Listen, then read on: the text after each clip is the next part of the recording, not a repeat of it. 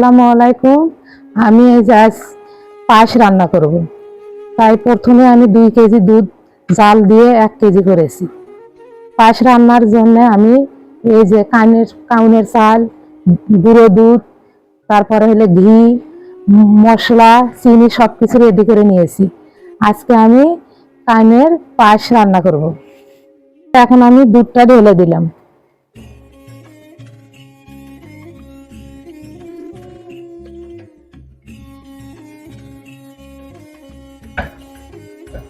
এই যে এখন আমি কানের চালটা এই যে দুধের মধ্যে দিয়ে দিচ্ছি।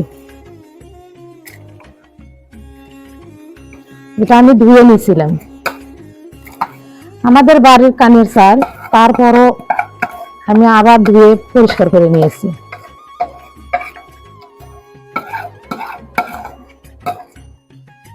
বন্ধুরা দেখেন, আমি এই যে প্রথমে তেজপাতা দিয়ে দিলাম,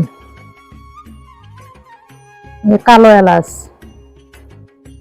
সাদা এলাচ, দালচিনি, এই যে বাদাম, এই যে কিশমিশ সহ সবকিছু দিয়ে দিলাম।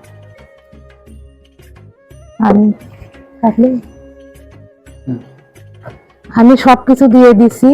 এখন আমি এই যে নাড়াচাড়া করতেছি, যতক্ষণ এটা ভারী না হবে এতক্ষণ আমি নাড়াচাড়া করতেই থাকবো।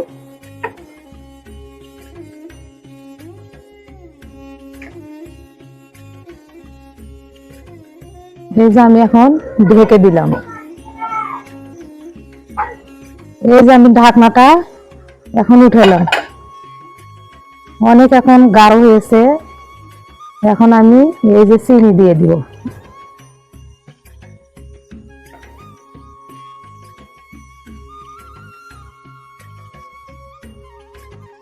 এই যে আমি চিনি দিয়ে দিলাম। মানে চিনিটা খাওয়ার উপর নির্ভর, মানে কেউ একটু মিষ্টি বেশি খায়, কেউ একটু কম খায়। তা আমি যেভাবে আমরা মিষ্টিটা খাই সেরকম ভাবে দিয়ে দিছি। আপনারা যদি বেশি খান তাহলে বেশি মিষ্টি দিবেন।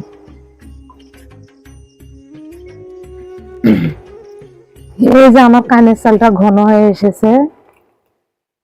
আমি গুঁড়ো দুধটা এড করে রেখেছিলাম, এখন গুঁড়ো দুধটা আমি এর মধ্যে দিয়ে দিলাম। তারপর আমি এই যে ঘিটাও ব্যবহার করলাম এর মধ্যে।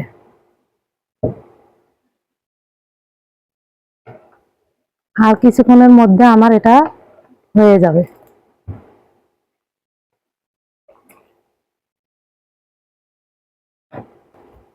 ফাইনালি আমার পায়েস রান্না করা হয়ে গেছে। কিন্তু আমার পায়েস রান্নাটা আপনাদের কেমন লাগলো আপনারা আমাকে কমেন্টে জানাবেন।